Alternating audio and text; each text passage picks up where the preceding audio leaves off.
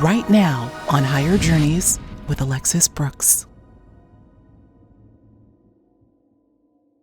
Hello, everyone. Welcome to Higher Journeys. I'm your host, Alexis Brooks, and I'm so excited and delighted that you are joining me today. I'm excited and delighted because I love having conversations like the one that I just wrapped up.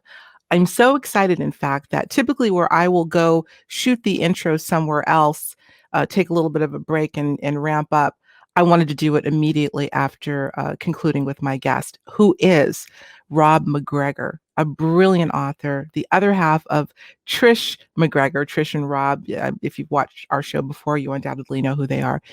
Absolutely brilliant writers, both of fiction and nonfiction when it comes to phenomena. Rob recently released a book. I don't know how many books he's written at this point, bestsellers. He's an award-winning author of fiction called Tulpas. This is a heck of a ride, guys. It's a fiction book, but it's based on the concept of thought forms that are said to be able to manifest as autonomous consciousness, physical beings.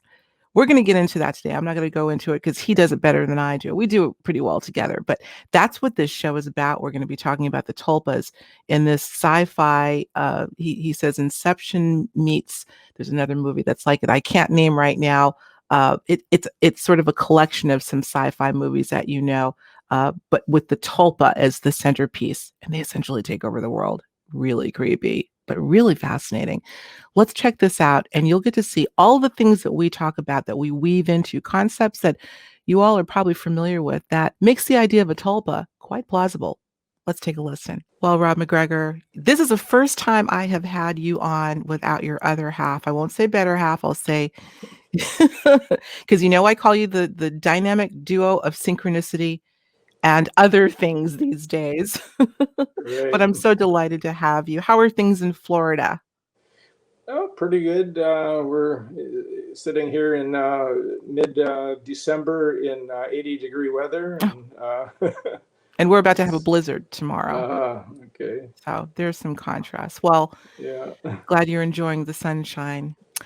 I am really excited to talk about your latest work. I mean, journeyers out there, everyone, I want you to know who you're witnessing here. I think the world of both Trish and Rob, but Rob as a writer, both of them as writers, celebrated writers, award-winning, best-selling. Every accolade you can imagine has been bestowed on this gentleman. He's not only a brilliant nonfiction writer, but a novelist. That's what we're going to be talking about today in your new book. It's not the Tulpa, it's Tulpas, Tulpas, yeah, just right. Tulpas. Yes. So this is juicy. It's interesting because in our last show with Alex Sekiris of Skeptico, as I mentioned to you, Rob, your name came up in the whole idea of tulpas, which I don't know, journeyers, if you all know what that is. We're obviously going to get into it. But in having a larger conversation about the dynamic of consciousness and how far it extends, uh, that was the context for which the tulpa phenomenon came up. And you took the concept, the philosophy, the history even, and wove it into a fascinating novel called Tulpas. And as a matter of fact, in the description on Amazon, it says at the very open, this is about Inception meets Westworld. Inception, I know y'all know that, meets Westworld in an original sci-fi novel about a parallel universe only a dream away. Yes. So Could I read the back description of the book you just sure as a can go for summary? it. Right. Okay. In Tibetan Buddhism, tulpas. There's the book right there.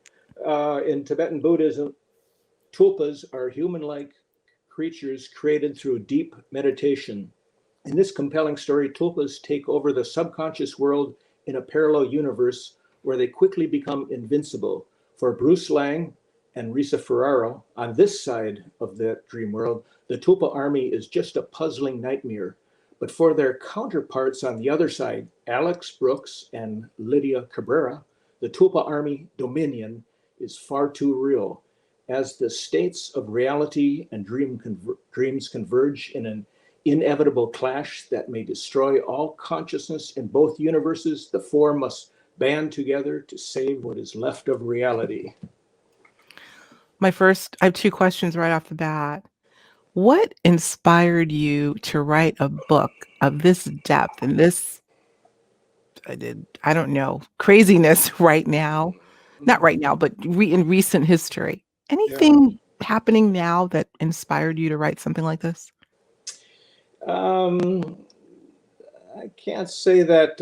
I know there's this phenomena of tulpas out there where there's a lot of websites and blogs where people are talking about creating their tulpas. I knew nothing about that when I wrote this book. Not a thing.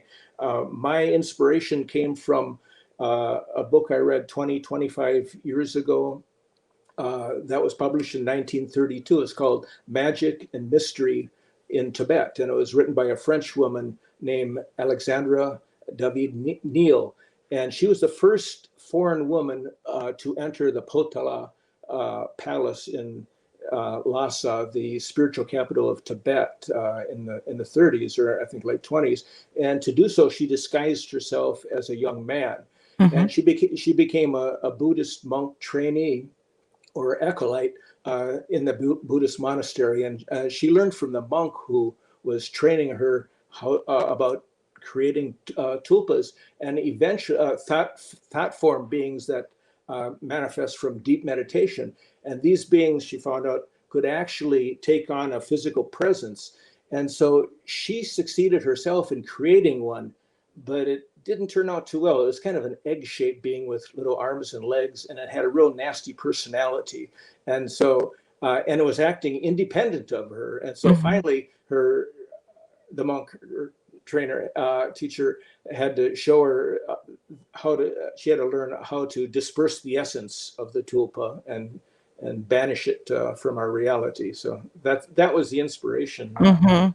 that I started with. And that's how I have not read that book, but I found out about Alexander David Neal's work through Neil Kramer, who wrote the book Unfoldment, a brilliant book that also talks about her sojourns with this monk and the fact that she says she was able to actually create a tulpa.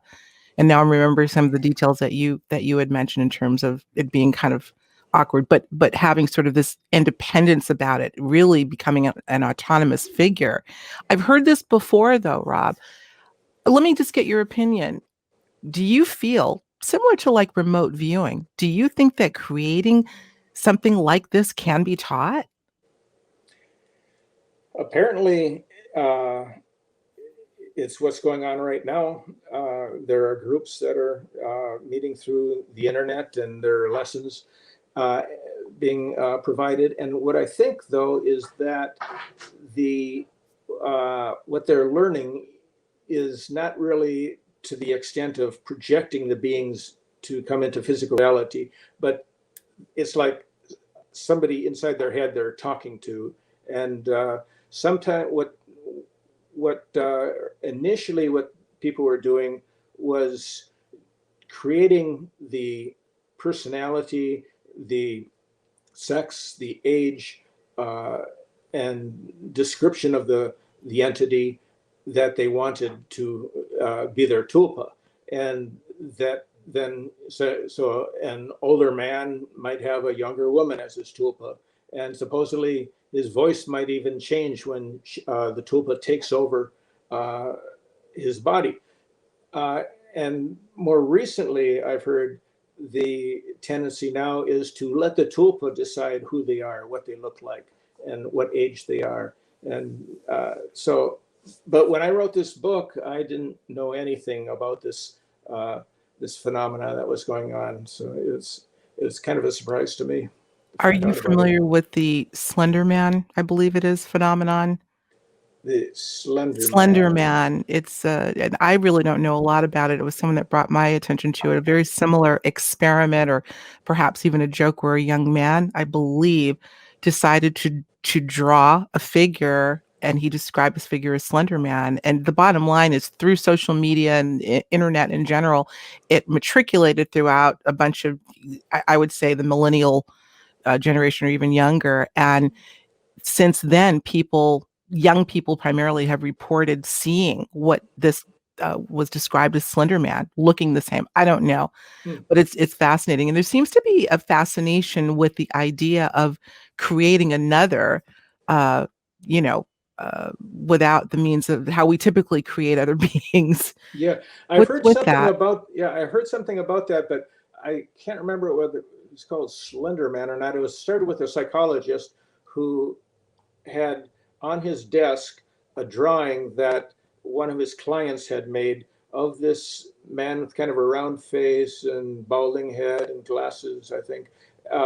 And another client came and said, "That man is in my dreams." And then it started snowballing that more and more people, it got on the internet, more and more people saying, "This person is in my dreams." So I think that may be the same phenomena, but I can't remember it being called Slender Man, but maybe that's what it it could be was. another.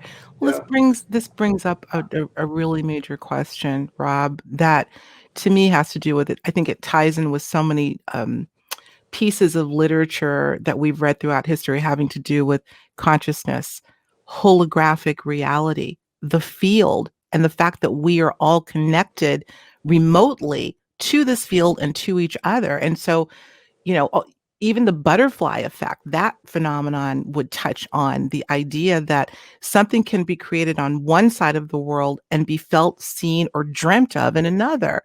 So Hmm. this begs the question, what kind of reality are we living in? Right, exactly. It's a question of it's related to are we in a matrix? That is a question that and which side of the matrix are we on? And it's something that is phenomena that a lot of people are experiencing and wondering exactly what is the nature of our reality. It's the major question of the day. Absolutely. Well, you refer in the book to, you describe something called the subconscious world. The Yeah. subconscious world, when I think of the subconscious, I think of it as not so much a place or even a dimension, but a thought of an aspect of thought that's not necessarily as accessible to us as the conscious world or the conscious thought process. How would you describe the subconscious world as it relates in this book? Yeah. Well, the subconscious world basically is a dream world that the characters reach through. And what's different than normal dreams is that they keep coming back to the same character, and it's a counterpart of themselves. Like they exist in their own world, but it's a dream world, and they don't know it's a dream world. The tulpas who are in that world know that it's a dream world, and they want the physical world. They want to be here, and that's what the nature of this book is about, because they are trying to move from the dream world, take over the real world. And so one of the things that I want to go back to for getting into it a little more, when I was studying about tulpas, I came across some Buddhist scholars who said, well, there is no term called tulpa in Tibetan Buddhism. So Alexandra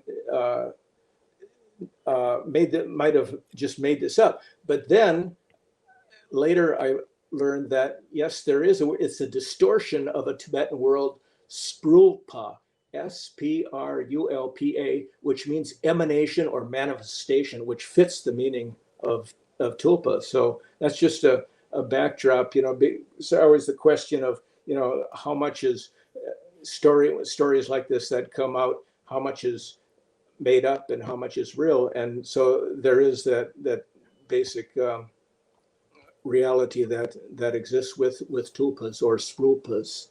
But in my novel, the backstory is that one tulpa has broken free uh, and learns how to create other tulpas, and essentially starts creating an army of tulpas who believe they are superior to humans, and they're living in a dream world and are aware of it. And like I said, that their goal is to break through to the physical world. And the story begins prologue with a journalist who's in Mexico, and he's investigating an army called Dominion that has manifested in Mexico and is on the verge of taking over the country. And it's very popular with tens of thousands of recruits, but no one can figure out who or what is behind this army. They call themselves Dominion, and Mhm. more Dominion armies start popping up in other countries. So then we move to a retired police detective who is having a series of dreams in which he is part of that journalist who is investigating Dominion. And he gradually feels that he is having trouble waking up, separating himself from that man. And then, he meets this woman in the first chapter, and who's a psychologist, and he tells her about this experience he's had in these dreams. And what happens is she starts having the dreams with a counterpart of hers, and then his daughter does, and then his daughter is not able to wake up, and she's like in a coma, and then hospitals are filling up with people in comas, and these people essentially are becoming tulpas themselves. They're inside the dream character, and so you have basically two types of tulpas. So when you're in the person in the dream world, you can communicate with that person. So the physical world people actually become tulpas in the dream world. So it's a multi-level. It's a mind twister for sure. And yet everything that you're saying, Rob, I hear elements of anecdotal nonetheless, but elements of stories that people have told throughout the years up to present day. Let's talk about the dreamscape for a bit, because anytime you bring in a phenomena that includes the dream, I call it the dreamscape because I think it's like a landscape. And how real is it? And do we have the ability, or do our dreams, some of them, have the ability to bleed through into physical reality? Let me give you an example, and I'm sure you and Trish both have heard of this. I know someone personally who I'll never forget. She told me one day, Alexis, I had this crazy dream that I was being chased by a snake, big rattlesnake, let's say, and the snake bit me on my arm. She said, when I woke up in the morning, true story, guys, I had what looked to be teeth marks on my wrist. Wow. What are we talking? Have you heard of such a phenomenon of, really, I call it a bleed over, literally an intersection between non-physical and physical reality with physical effects? Yeah, I've never heard something quite like that, but certainly it's a possibility of what. One of the things that I've heard, though, is that people who are more advanced dreamers called lucid dreamers, who are able to come awake in their dreams and manipulate the dream characters and banish them or do whatever they want, sometimes discover a dream character who is independent, they cannot manipulate, who seems to be an independent entity, not part of their own dream imagination. So that's a interesting phenomenon. It sounds like you captured all of your arduous years of research. So much of it is woven into this novel. Alexa, you're breaking up again. I can't hear what you're saying. Yeah, journeyers, we're having a hard time. Can you hear me now? No. Isn't that bizarre? Raise your hand when you can. Okay. I got you. We're on another platform. It's not Zoom and it's not Skype. So bear with us. I hope we don't. But here's the other thing. I'm going to ask you to turn that little beep off if you can. Yeah. Somebody's really texting away there. Let me get that. See if I can. While Rob is doing that, I'm going to talk to the audience for a minute. Okay. So, go ahead. Okay, I was going to chat with the audience. I think this is an exciting, a bit frightening, unnerving, idea. And many people feel, Rob, that novelists like yourself, particularly in the sci-fi arena, are, even at a subconscious level, maybe getting some of this material from an aspect of reality that you're sort of bumping up against or have experienced in some level, or maybe this would be really going out on a limb, but what if, this sounds like a takeover by non-human intelligence, if you want to just boil it down. Yeah. Such thoughts have been proffered, have been put out there as a very real thing. Do you think at some level this is coming from, or this came from some ideas that you're getting on a subconscious level? Oh, no doubt about it. Really? That we're, where do people always ask, where do you get your ideas from? And I say, I don't know where they come from. I mean, in this case, I can particularly associate it with that book I read, but most of the time in stories that I just when an idea comes to me, I really don't know where it comes from, how it manifests from the unconscious. And also in writing stories, I get to a point where I'm blocked. I just start asking for help. Sometimes I type it on the computer, asking questions, and I may take a little walk and come back, and there they are. There's the answers, and I had no idea how that came about and how I found this particular solution to the resolution to the problem I was facing. But I just know that that's going to happen. It's I've never been blocked for days or weeks or months or anything like that.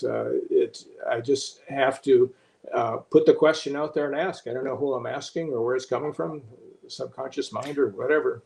So you say you sometimes type it out on the computer Right. as an exercise to kind of Yeah, get. just right. Yeah. So maybe it's right in the manuscript I'm working on. Oftentimes I'll put it in all caps, and I'll address the question the situation I'm in, the question I have, and and put it out there and see what happens. And how do you, is there a form typically that the answer will come through, or is it anywhere? It just comes to me that I'll know what to do. And sometimes it's also I've been working on a very challenging project in the last few weeks, several weeks actually, and it's trying to work out the details of this story.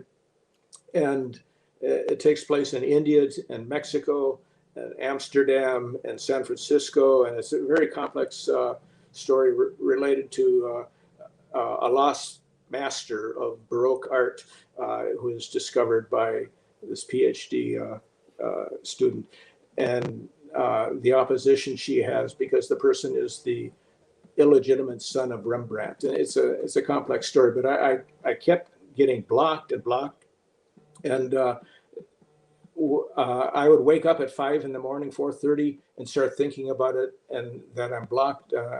And suddenly, when I get up, I usually get up about 6:30. There's the answer right there. It's so I'm in that half sleep mode and putting the question out there, and it comes. The answer Absolutely. comes. Yeah. I just serendipity. I just did a conscious commentary episode talking about the hypnagogic state, of which is a potent state for me. That's the state Yeah. you're talking about. Right. I think we all sort of have I call it a canal where information will come through, whatever form, Mm-hmm. verbal, however, sight. But for me, the process typically happens when I'm looking for something or not, something that I need to be paying attention to when I'm about to wake up. Just before I wake up, I'll get the most obscure, random, and maybe not so random sometimes thoughts and ideas and inspirations in the hypnagogic state. Yeah. Could I read a quote I have in the beginning of my book that Absolutely. relates to that what I was talking about the dream state? Okay. This is a quote by Michael Wagner, who is author of Lucid Dreaming: Gateway to the Inner Self. Finally, I knew that dream figures were much more complex than people realized. Some appeared to possess a type of awareness, a type of conscious volition. Perhaps they were sub-personalities, conscious fragments, or archetypal energies, but their independent agency increased my uncertainty about the dream realm. So he was having these experiences where there was entity that was not just part of his imagination that seemed independent, but in that dream state, but in the dream. I think the operative word is seems and what is real. And this brings me Yeah. to the question of, well, really two things.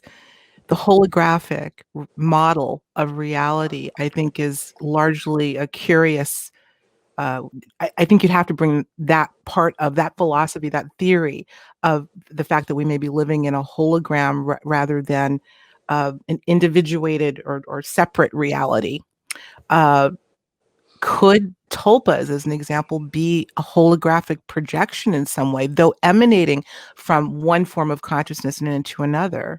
Well, we could be projections ourselves from a deeper reality. Exactly that. Absolutely. Uh, this holographic world exists in a subconscious realm or another realm, and that projects into this physical world where things seem to be uh, going in a way that their normal reality, cause and effect, where the origins is a world where where there's synchronicity, where synchronicity is at the borderline between this deeper world and our physical world. It shows that at this deeper world, things are not the same as cause and effect. Things happen in a different way. Uh, Interesting. yeah. Hmm. Uh, could I read a passage of my book that talks about You can read Tulpas anything you minute? like. Go Okay. right ahead. We love Yeah. it. Go Okay. for it. So this is when the one particular tulpa comes into physical reality. He makes it into the physical world, and where he is actually in Disney World. And so because I mentioned that because that comes up. Okay. The fabric of life seemed denser, and time felt incredibly linear, one moment following another. The dream world had fluctuated, existing like a movie that he both watched and participated in, ideas manifesting as a collective dream. Now the movie had merged into reality with an explosion of sensation, extraordinary colors and textures and shapes that could be touched and sensed. Even the fantasy world of theme parks assumed a mechanical reality rather than a magic kingdom without foundation. Best of all was the new sensation of consuming food and experiencing taste, hunger, and satisfaction.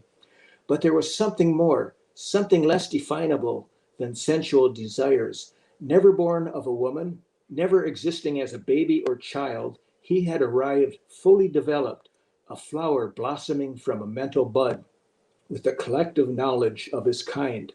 Now his sense of self had migrated from the collective vision of tulpas to his individual notion of self, what the humans referred to as ego. To that end, his individual will needed nurturing and protecting. Wow. There's quite a bit of spiritual philosophy.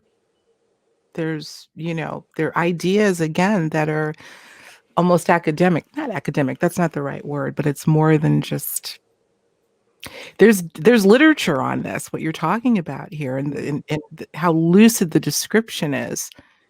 This either world, other world, worlds that we see, many people say is more real than this reality. Yeah. Let's talk about AI. This is another curious thing that came up to me. I'm talking about artificial intelligence. And of course, there's a lot of discussion these days about how independent they seem to be becoming. In other words, some of the robots that are being developed, Rob, they say can eventually be self-taught.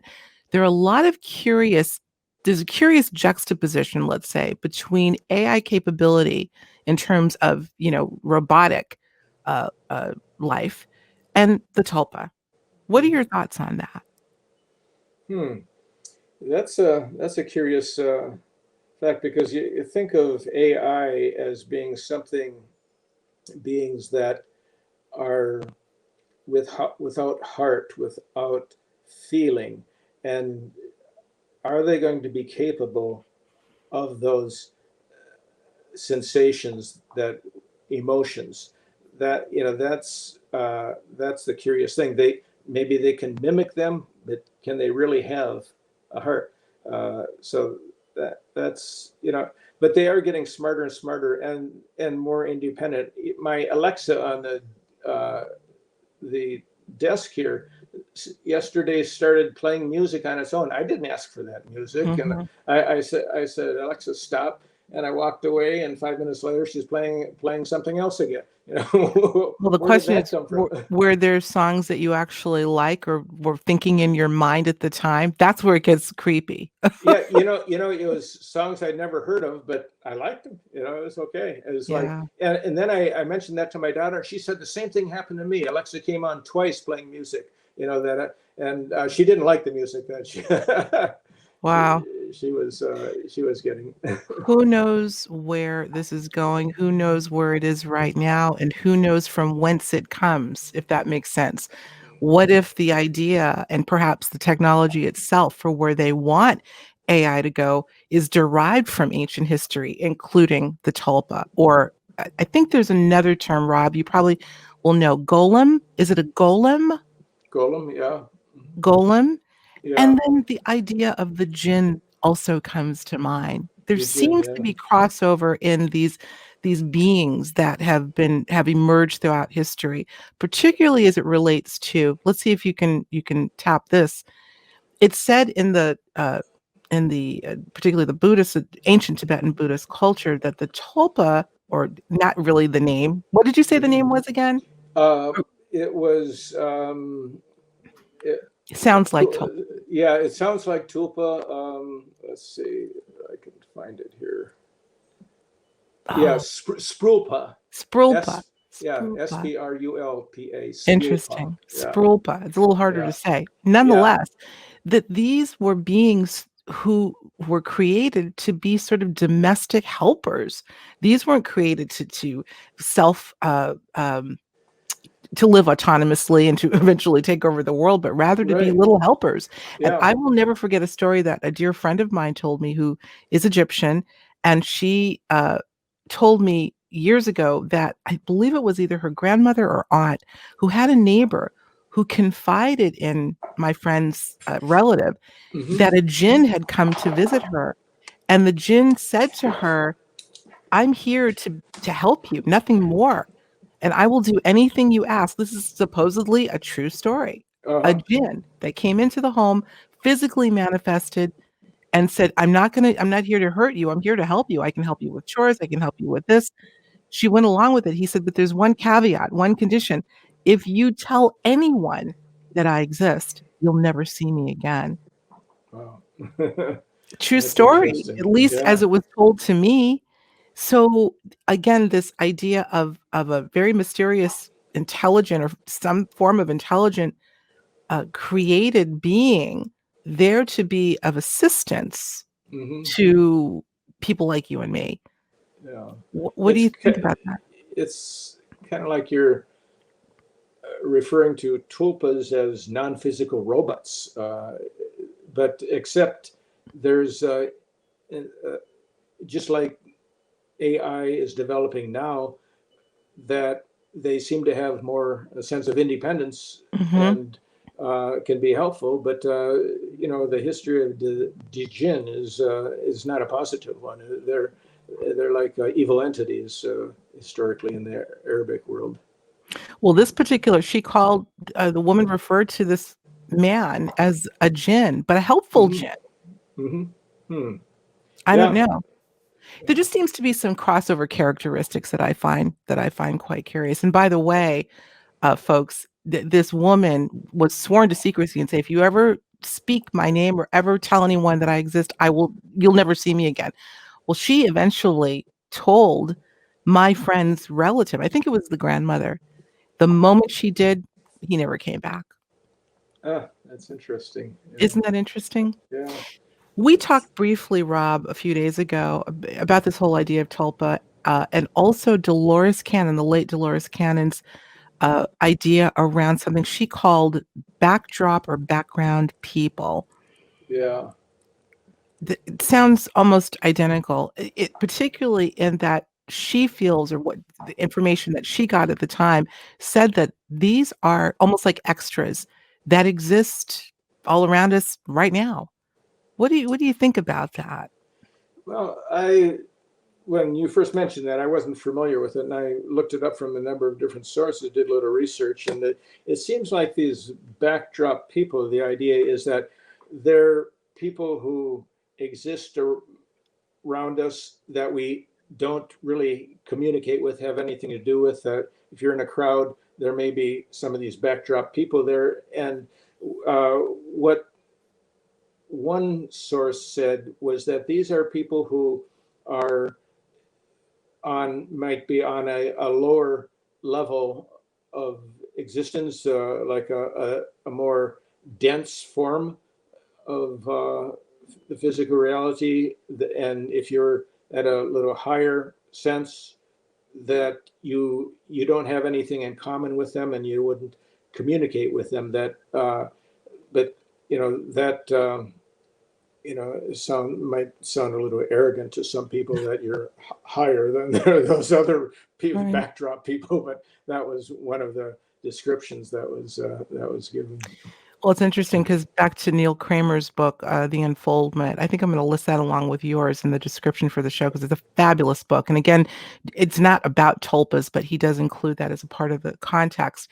And I guess his ultimate idea or his advice was assuming these not individuals, or this form of consciousness does exist and maybe walking amongst us right now does not mean that we should treat them any different than someone that we feel is a real flesh and blood human being. Right, Uh, exactly. so it's just quite Yeah, interesting. you don't treat them as something less than human, because if you were so advanced yourself, you wouldn't even see them. So the fact that they're in your reality says something in itself. Mm. And yet by treating them as equal, or in some cases maybe even greater, could turn them into the army that you describe in your novel. You're giving them too much attention, they could turn on you. So Right. you Yeah. don't you don't know. Oh my Yeah. gosh, I know this book is gonna be a great read for me. I'm really excited. I wasn't able to get through the whole thing, but folks, I'm gonna tell you, I read the prologue this morning and I thought, "Oh my God, he got me." I'm not a big novel reader, Rob. Uh-huh. We're both researchers. Yours Yeah. culminate into these grand works of award-winning books, best-selling books. But I have to tell you, this is one.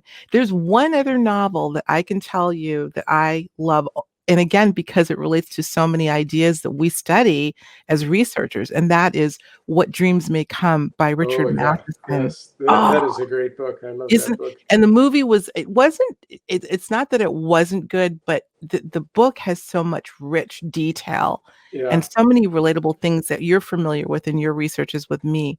Hmm. That's about the only novel that I can think there are a couple, but that one, and I have Yeah. a feeling yours is gonna be up there too. So Okay. Great. I'm Yeah. gonna just the way you wrote it. It's a teaser, guys. But guess what? Speaking of that, how's this for a segue? Rob has kindly, and by the way, Rob and Trish MacGregor both are Journeyer contributors. They're contributors to the Higher Journeys blog. So excited. We're still just getting that off the ground. But Rob was kind enough to post the prologue for us, the prologue of Tulpas on blog.higherjourneys.com. So I do hope that you will partake. Head on over there. I'll put up a banner in a bit so you can check that out. And I guarantee you, you will be hooked. You will be hooked. Tell us where you can get the book, Rob, beside Um, Amazon. I know yeah. Amazon. Where else? Yeah. Amazon, Barnes and Noble, online, are, I guess, the two main. But also, you can go to Crossroad Press.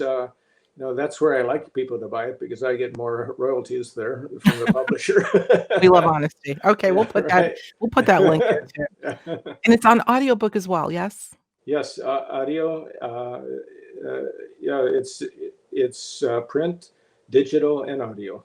Excellent. You don't waste any time. Well, I'm proud to say, I'm going to put a little plug in for our book together that I had the pleasure of narrating for Rob and Tricia MacGregor, Phenomena. Okay. Do you talk about, does Tulpa come up in Phenomena at all? I'm trying to recall. I don't think we talk about tulpas in phenomena. That's interesting. Yeah, Huh. because you covered so many things. My God, Yeah. this is basically the 101 for me when it comes to anyone that's interested in phenomena, Hmm. aptly titled. You cover so many things. That's why I was like, I don't recall reading anything having to do with the tulpa, That's but interesting that we didn't mention. you I'm didn't. sure there are many other things we didn't mention as well, but tulpas So many is one thing. phenomena. Yeah, right. Yeah. Yeah. Well, thank you as always. We love you both. Our audience loves you, and you're a brilliant dude. Give me a couple of the awards you've won because I don't have your bio in front of me. I won the Edgar Allan Poe Award for fiction writing for a uh, novel called Prophecy Rock that takes place on the Hopi Indian Reservation. And that was one that was listed as a young adult book, but it's because the character is like a senior in high school, but it can be read by anyone. Love it.